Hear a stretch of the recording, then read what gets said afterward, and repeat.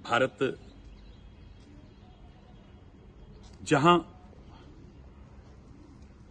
धरोहरों का देश है,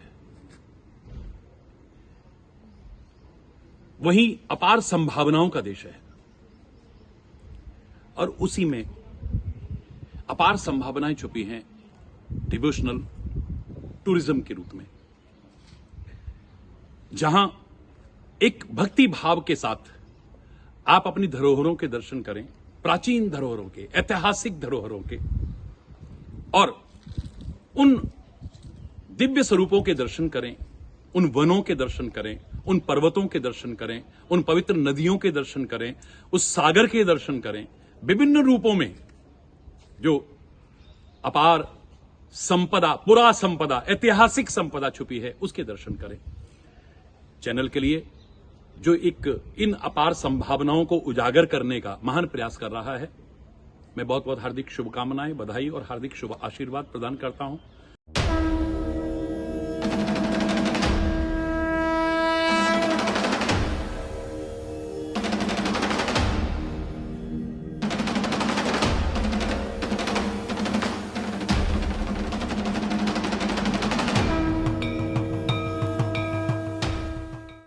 भारत का हृदय स्थल मध्य प्रदेश की संस्कृति और सभ्यता को समृद्ध बनाने में जिन अनेक नदियों का योगदान है, उनमें सबसे अधिक चर्चित और पूजनीय है नर्मदा।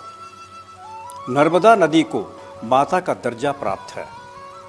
कहा जाता है कि गंगा में तो स्नान करने पर ही पाप और कष्ट कटते हैं, लेकिन नर्मदा के मात्र दर्शन और नाम लेने से कष्टों का निवारण हो जाता है।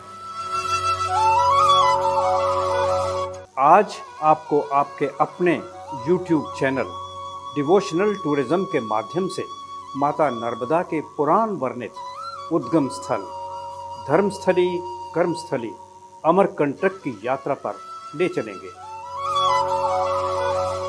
अगर अभी तक आपने चैनल को सब्सक्राइब नहीं किया तो कृपया सब्सक्राइब करें और चलें अमरकंटक की ओर पूरे भाव और श्रद्धा के साथ। अमरकंटक मध्य प्रदेश के अनूपपुर जिले में एक महत्वपूर्ण हिंदू तीर्थ है, जो नर्मदा, सोन और जोहिला नदियों का उद्गम स्थान है। मैकाल की पहाड़ियों में स्थित अमरकंटक में ही मध्य भारत के विंध्य और सतपुड़ा की पहाड़ियों का मिलन होता है। नर्मदा नदी यहाँ से पश्चिम की ओर और सोन नदी पूर्व की ओर बहती है।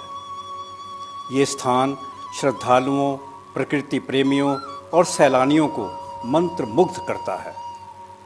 भगवान शिव की पुत्री नर्मदा जीवनदायिनी नदी के रूप में यहीं से निकलकर बहती है। यहाँ स्थित नर्मदा कुंड पवित्र नर्मदा का उद्गम स्थल है। मान्यता है कि नर्मदा उद्गम की उत्पत्ति भगवान शिव की जटाओं से हुई है। पहाड़ों और घने जंगलों के बीच मंदिर की खूबसूरती का आकर्षण निराला ही है। पहले उद्गम कुंड चारों ओर से बांसों से घिरा हुआ था, लेकिन सन 1939 में रीवा के महाराज गुलाब सिंह ने यहाँ पक्के कुंड का निर्माण करवाया। परिसर के अंदर माता नर्मदा की एक छोटी सी धारा कुंड से दूसरे कुंड में जाती है, लेकिन दिखाई नहीं देती। मां नर्मदा कुंड के चारों ओर लगभग 24 मंदिर हैं, जिनमें नर्मदा मंदिर, शिव मंदिर, कार्तिकेय मंदिर, दुर्गा मंदिर, राम जानकी मंदिर आदि आदि प्रमुख हैं।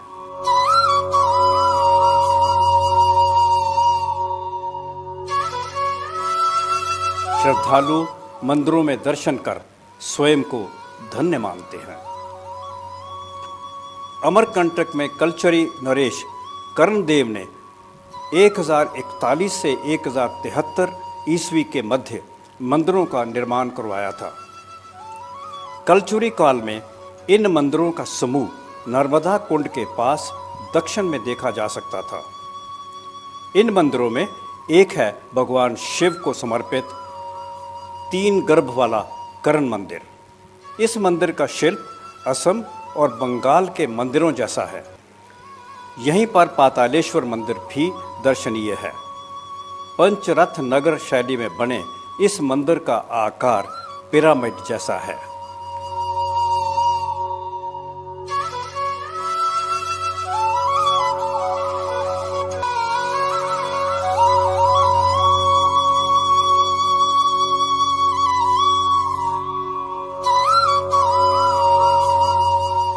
नर्मदा कुंड से लगभग 1 किलोमीटर की दूरी पर स्थित है श्री यंत्र महामेरु मंदिर।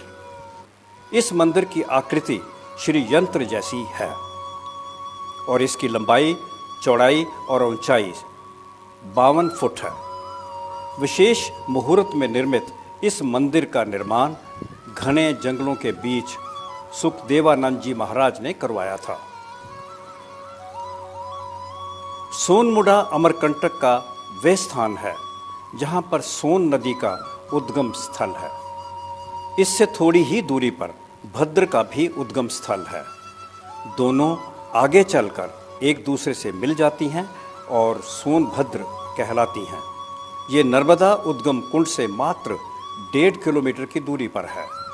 सोनभद्र 100 फुट ऊंची पहाड़ी से झरने की तरह गिरती है।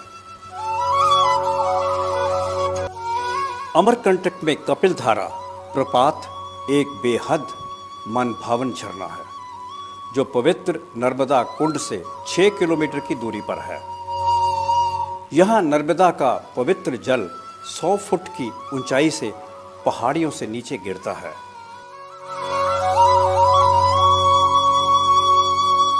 मान्यता है कि कपिल मुनि ने यहाँ कठोर तप किया था।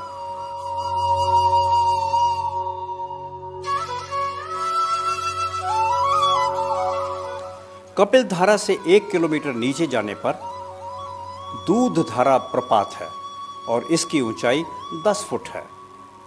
इसकी विशेषता ये है कि यहाँ पर मां नर्मदा का जल एकदम दूध के समान दिखाई देता है। माना जाता है कि यहाँ दुर्वासा ऋषि ने तपस्या की थी।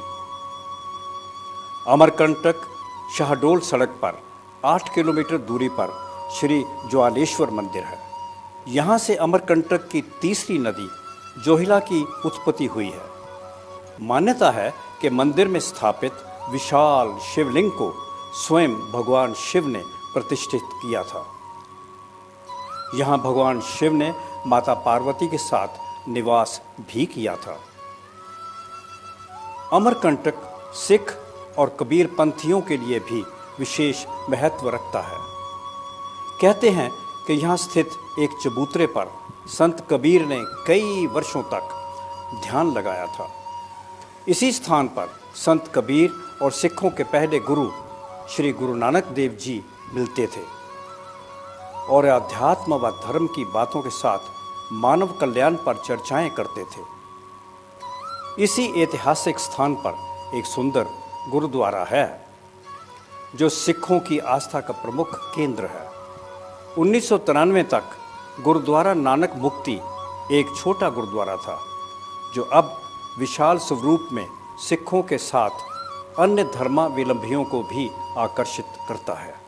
अमरकंटक में विशाल सर्वोदय जैन मंदिर भारत के अद्वितीय मंदिरों में विशिष्ट स्थान रखता है। इस मंदिर को बनाने में सीमेंट और लोहे का इस्तेमाल नहीं किया गया। मंदिर में स्थापित मूर्ति का वजन 24 टन है। भगवान आदिनाथ अष्ट धातु के कमल सिंहासन पर विराजमान है। कमल सिंहासन का वजन 17 टन है। इस प्रकार प्रतिमा और कमल सिंहासन का कुल वजन 41 टन है। भव्य प्रतिमा को मुनिश्री विद्यासागर जी महाराज ने 6 नवंबर 2006 को विधि विधान से स्थापित किया था। सड़क मार्ग से अमरकंटक पहुंचना कठिन नहीं है। पेंड्रा रोड, बिलासपुर और शहडोल से यहाँ के लिए नियमित बस सेवा है। अमरकंटक का सबसे नज़दीकी स्टेशन पेंड्रा रोड ही है जो करीब 35 किलोमीटर की दूरी पर है। अमरकंटक से 72 किलोमीटर दूर स्थित अनूपनगर रेलवे स्टेशन सुविधा की दृष्टि से ज़्यादा उपयुक्त है। जबलपुर एयरपोर्ट करीब 245 किलोमीटर की दूरी पर है।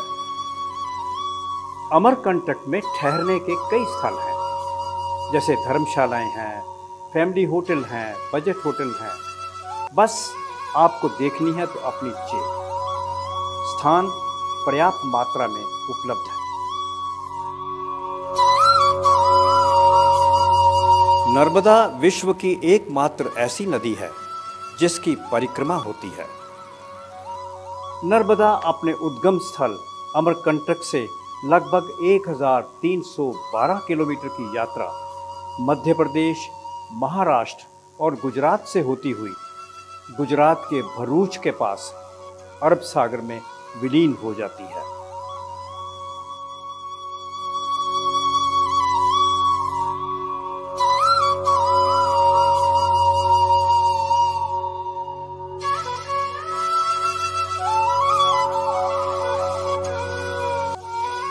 आपसे अनुरोध है कि यदि यह वीडियो आपके मन को भाया हो तो अपने मित्रों, परिजनों को अवश्य शेयर करें। साथ ही कमेंट बॉक्स में प्रतिक्रिया जरूर दें ताकि आने वाले वीडियो और अधिक और रुचिकर ज्ञानवर्धक बनाए जा सके। जय मां नर्मदा।